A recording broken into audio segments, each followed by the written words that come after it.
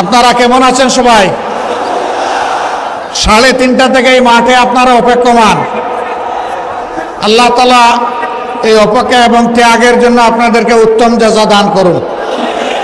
আলহামদুলিল্লাহি রাব্বিল আলামিন, আসসালাতু ওয়াসসালামু আলা রাসূলিহিল কারীম ওয়া আলা আলিহি ওয়া সাহবিহি ওয়া আহলি বাইতি আজমাইন, আম্মা বাদ। কাউনিয়া উপজেলার বীরবাগ মাঠে, কলেজ মাঠে আজকের এই জনসভা, দুঃখিত আমি পথসভা বলতে পারলাম না। আমি শুনে এসেছি এটা পথসভা, এখানে এসে দেখি এখন জনসভা। আল্লাহু আকবার। রংপুর জেলা শাখা কর্তৃক আয়োজিত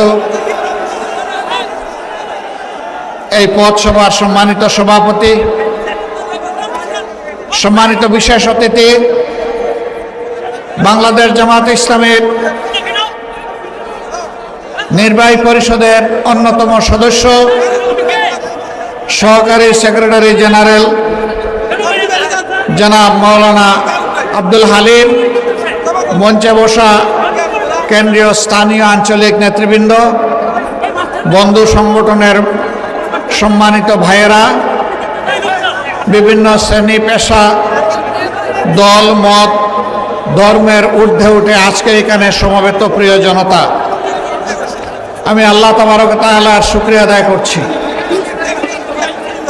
রংপুরের মানুষ আমার খুব প্রিয় মানুষ। আমার এই ধারণা কি ঠিক? রংপুরের মানুষ আমার খুব প্রিয় মানুষ, এই ধারণা ঠিক? তাহলে এই কোনায় আর কোনো আওয়াজ চলবে না, এখন এই কোনায় আওয়াজ বন্ধ করতে হবে। আমার প্রিয় মানুষের আর কোনো আওয়াজ দেবে না ইনশাআল্লাহ। সব ঠিক আছে আলহামদুলিল্লাহ। যে অবস্থায় আছে এই অবস্থায় আমরা 15 মিনিট কথা বলবো, এরপরে চলে যাব। আর শান্ত থাকলে আরো 2 মিনিট ইনশাআল্লাহ, অশান্তি করলে 2 মিনিট কমে যাবে ইনশাআল্লাহ। তা আশা করি যে আপনারা শান্ত থাকবেন ইনশাআল্লাহ তাআলা আজিম। বাংলাদেশ আমাদের প্রিয় জন্মভূমি। এই দেশকে আমরা সবাই মিলে ভালোবাসি। আমি বিশ্বাস করি আজকের এই পথসভায় সকল ধর্মের মানুষ এখানে উপস্থিত আছে। এটি আমাদের সামাজিক সৌন্দর্য। যুগ যুগ ধরে আমরা ধর্ম বর্ণ নির্বিশেষে সংহতি রক্ষা করে আলহামদুলিল্লাহ আমরা পাশাপাশি একসাথে বসবাস করছি। আমরা সবাই দেশকে ভালোবাসি। আমরা চাই আমাদের দেশ সুন্দর হোক, কিন্তু আফসোসের বিষয় স্বাধীনতার এক এক করে 54 বছর চলে গেল।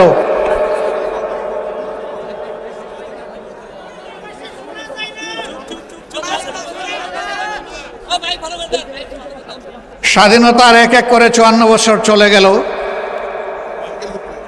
কিন্তু আমরা একটা ভালো দেশ গড়তে পারলাম না। কেন পারলাম না? কাজের বেলায় আছে মানুষ, খাইবার বেলায় নাই, কাউয়ায় ধান খাইল রে। দেশের মানুষ কষ্ট করে দেশ আবাদ করে, আর কাউয়াগুলা সব চুরি এবং লুণ্ঠন করে। এই জন্যে মুষ্টিমেয় কিছু মানুষের কপাল বদল হয়েছে, কিন্তু জনগণের কপাল বদলায়নি। আবার কপাল যাদের বদল হয়েছে, এমন বদল হলো শেষ পর্যন্ত সম্পদ নিয়ে পালাতে গিয়ে বিভিন্ন জায়গায় জালে ধরা পড়ল। আর ঘুমাইলো তো ঘুমাইলো, বেহুশ হইয়া কলাপাতার উপর ঘুমাইলো। আমি কি ঠিক বললাম না বেঠিক বললাম? তো কি লাভ হলো? মানুষকে ঠগাইয়া চুরি করে লুণ্ঠন করে লাভটা কি হলো? শেষ পর্যন্ত লাল দেওয়ালের ভিতরে পোস্টিং হলো। তারা 15.5 বছর দেশ শাসন করেছে। তারা দেশবাসীকে সুশাসন দেননি, দেশবাসীর উপর তারা দুঃশাসন চালিয়েছে। তার প্রমাণ রংপুরবাসী। আমি 3টা বড় প্রমাণ দিব। একটা ফেলানির লাশ, যেটা বাংলাদেশের সার্বভৌমত্বের প্রতীক। কুড়িগ্রামের কর্মী সম্মেলনের পরে আজকে ফেলানিদের বাড়িতে গিয়েছিলাম, তার মা বাবাকে দেখতে, সম্মান জানাতে, আমাদের পক্ষ থেকে সহানুভূতি এবং সংহতি জানাতে।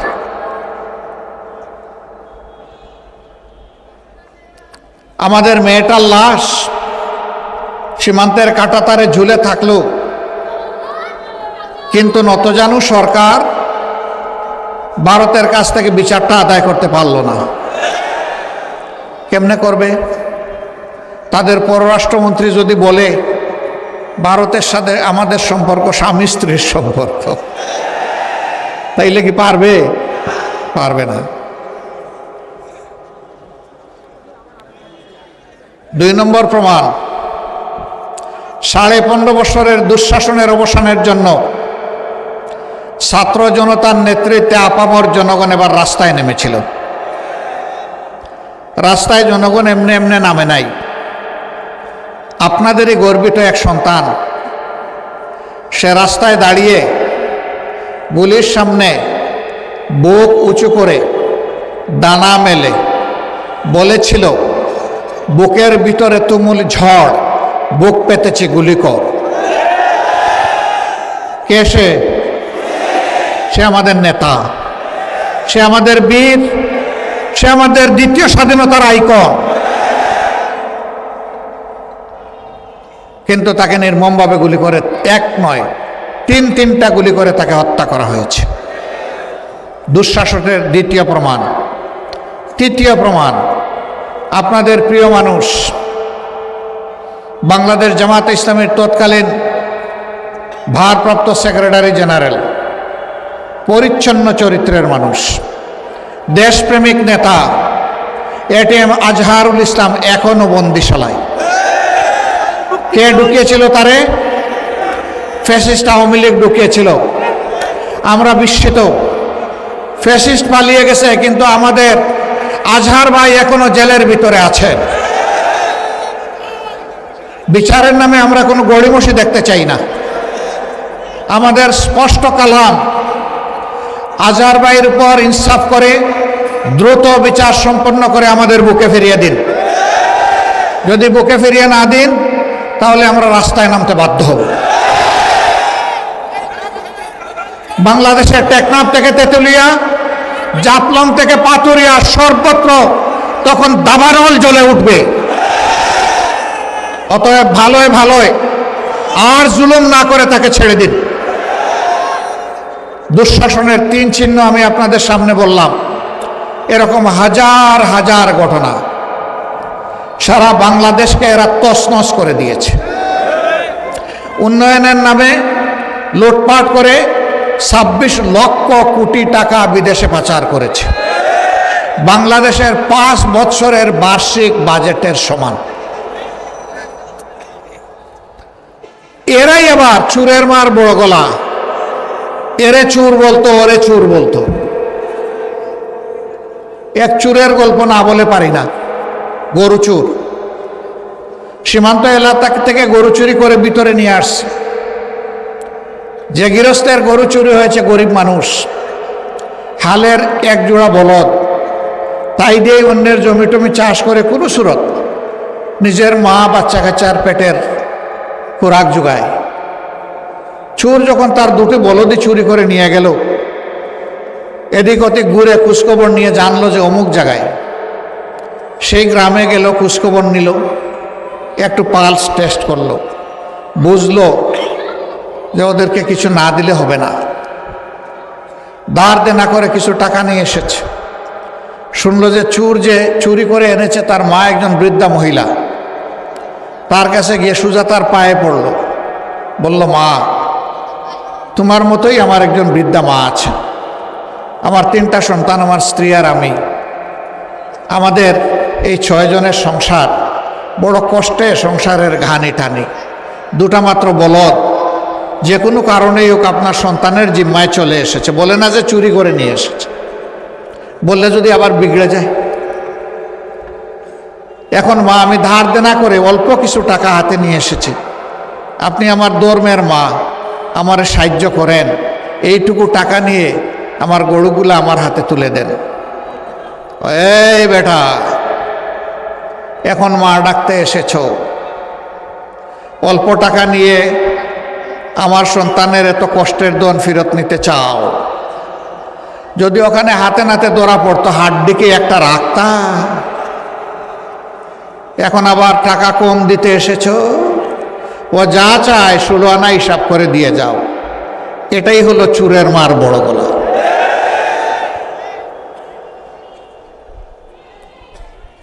আমাদের এই চোর চুরানিরা বাংলাদেশের সম্পদ লুণ্ঠন করে, চুরি করে বিভিন্ন দেশে তারা নিয়ে গেছে। নিজেরা দেশ থেকে পালানোর আগে তারা টাকাগুলো পাচার করে দিয়েছে। ব্যাংক, বিমা সেক্টর, কর্পোরেশন, মিল, ফ্যাক্টরি, ইন্ডাস্ট্রি সব কিছু এখন বিধ্বস্ত হওয়ার উপক্রম। একটা বিধ্বস্ত দেশ রেখে ওরা পালিয়ে গেছে, আর কিছু ধরা পড়ে জেলের ভিতরে আছে। এদেশের দেশপ্রেমিক নেতাদেরকে কি নির্মমভাবে হত্যা করেছে। কোরআনের পাখি আল্লামা দিলাওয়ার হোসেন সাইদি রাহিমাহুল্লাহকে কি নির্মমভাবে মৃত্যুর দিকে ঠেলে দিয়েছে। শহীদ আমিরে জামাত মৌলানা মতিউর রহমান নিজামী ফেরেশতাতুল্য একজন মানুষ, চমৎকার একটা মানুষ, যে মানুষটা মানুষের চোখের দিকে তাকাইয়া কথা বলতেন না, এত বিনয়ী মানুষ। সেই মানুষটাকে জঘন্য অপবাদ দিয়ে দুনিয়া থেকে ফাঁসি দিয়ে বিদায় করেছে। শুধু তিনি নন, তার সহকর্মীদের 5 জনকে এইভাবে ফাঁসি দিল, 5 জনকে মৃত্যুর দিকে ঠেলে দিল, একজনকে জেলের বাইরে হত্যা করল। শীর্ষ আমাদের 11 জন দায়িত্বশীল নেতাকে দুনিয়া থেকে বিদায় করল। এই অন্যায়ের প্রতিবাদ করতে গিয়ে বাংলাদেশের বুকে আরো 500-র অধিক আমাদের সহকর্মীদেরকে ওরা খুন করেছে। কাউকে কাউকে গুম করেছে, তাদের কোনো খবর নাই। জালিমের হাতে শুধু আমাদের নেতাকর্মীরাই নন, আলিম উলামা, হেফাজতে ইসলামের উপর এরা দফায় দফায় কি তাণ্ডব চালিয়েছিল, এর সাক্ষী বাংলাদেশের 18 কোটি মানুষ।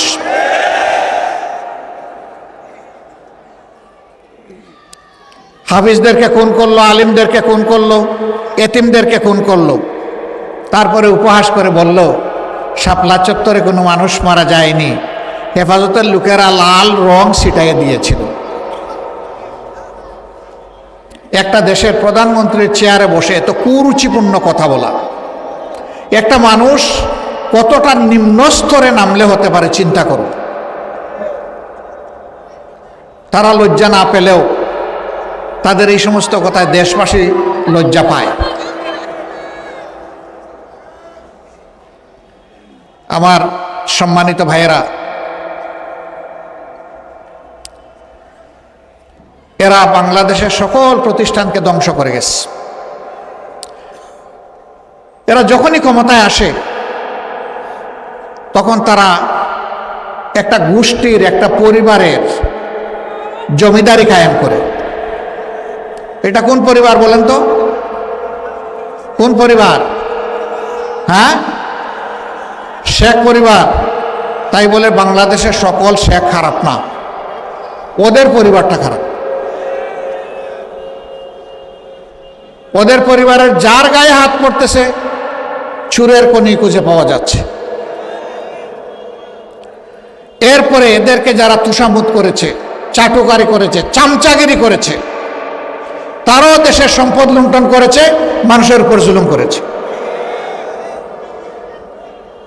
আমাদের সেনাবাহিনীকে দুর্বল করলো, পিলখানায় হত্যা করে, বিডিআর ধ্বংস করলো, নিজেদের ক্ষমতার সিঁড়ি হিসাবে তাদেরকে ব্যবহার করে। জামাতে ইসলামীকে সেইভাবে চিন্তা করেছিল মাটির নিচে ঢুকায় দিবে, রাখে আল্লাহ মা রেখে। ইজ্জত দেওয়ার মালিককে, নেওয়ার মালিককে। আল্লাহ জালিমকে ছাড় দেন কিন্তু ছেড়ে দেন না।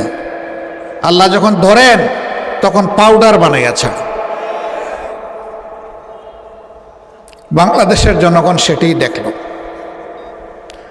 বাংলাদেশ থেকে 850 বছর আগে লক্ষণ সেন পালিয়েছিল, আর 850 বছর পরে এসে এই স্বৈরাচার পালাল। মাঝখানে আর কেউ পালায়নি। তারা জাতিকে মুক্তিযুদ্ধের পক্ষ বিপক্ষে বিভক্ত করেছিল, আবার তারা ধর্মের ভিত্তিতেও জাতিকে বিভক্ত করেছিল।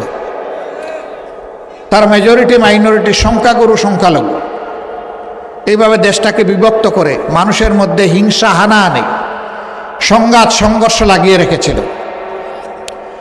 তারা আমাদের অন্যান্য ধর্মের ভাই বোনদের ব্যাপারে মায়া কান্না করত। আপনারা রংপুরের মানুষ, অন্তত একটা ঘটনার আপনারা জীবন্ত সাক্ষী। আজ থেকে 3 বা 4 বছর আগে, এটা পীরগাছা, তাই না? এটা কাউনিয়া, ওইদিকে পীরগাছা, আর ওই ঢুকার পথে পীরগঞ্জ। পীরগঞ্জের মৎস্যজীবী পল্লীতে সেই লোকগুলা ছিল হিন্দু ধর্মের লোক।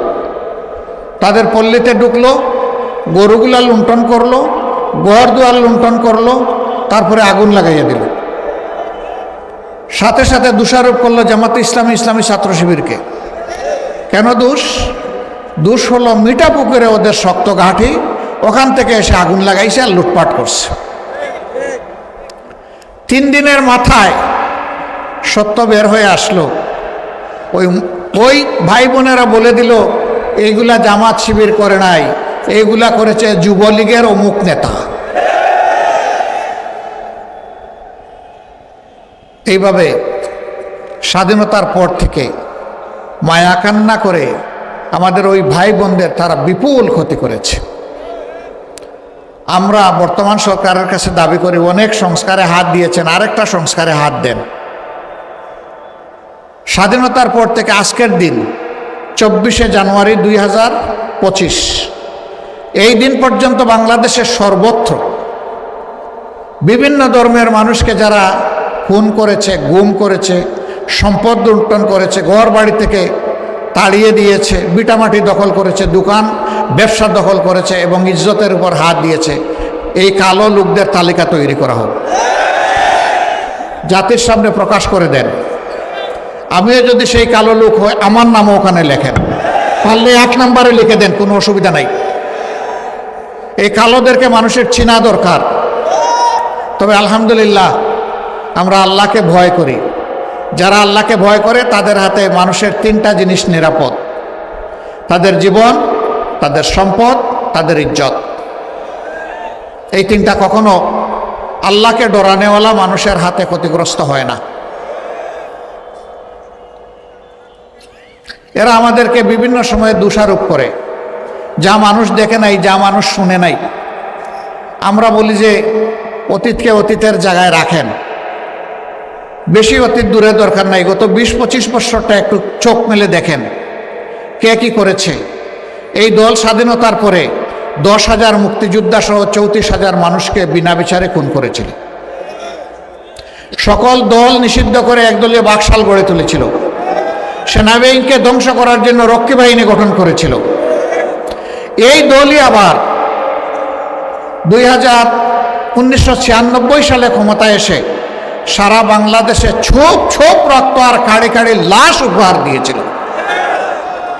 আবার 2009 সালে এসে তারা সেই একই কাজ করেছে।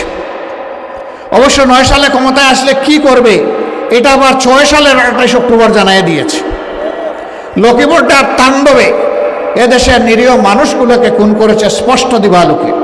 নিতর দেহের উপর, মরা লাশের উপর দাঁড়িয়ে এরা বিকৃত নৃত্য করেছিল সেদিন। এরা মানুষ নামের কলঙ্ক।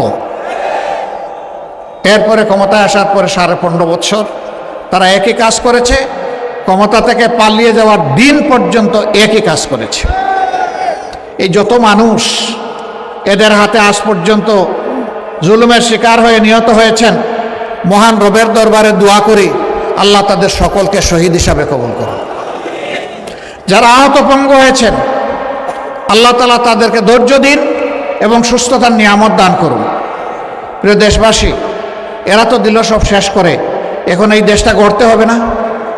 এ গড়ার জন্য আমাদেরকে কিছু কাজ করতে হবে। 1 নম্বরের কাজ হচ্ছে জাতিকে সমস্ত অন্যায় অপরাধীদের বিরুদ্ধে ঐক্যবদ্ধ হতে হবে, অপরাধকে ঘৃণা করতে হবে। আলহামদুলিল্লাহ 5 তারিখের পরে বাংলাদেশে যাই হোক, রংপুরে আর কেউ কোনো চাঁদাবাজি করে না, ঠিক আছে না? ওমা, এখানেও করে। এখানে ফুটপাত কেউ দখল করে না, বালুমহাল, জলমহাল, হাট বাজার, বিভিন্ন স্ট্যান্ড, এইগুলাতে কেউ তাদের কুনজর ফেলে না, ফেলে? আল্লাহু আকবার। একই হলো। তাহলে আমাদের সন্তানেরা রক্ত দিল কেন, জীবন দিল কেন, পঙ্গু হলো কেন? কেন বলল যে আমরা সাম্যের বাংলাদেশ চাই, আমরা বৈষম্য চাই না? কেন বলল যে এমন একটি বাংলাদেশ চাই যেখানে শান্তিতে শ্বাস ফেলতে পারি? কেন বলল এমন একটি দেশ চাই যেটাতে মর্যাদার সাথে বসবাস করে পরিচয় দিতে পারি? এই কাজগুলো যারা করছেন তাদেরকে বলি, ভাই বন্ধু, প্লিজ আমাদের শহীদের আত্মাকে কষ্ট দিবেন না। আমাদের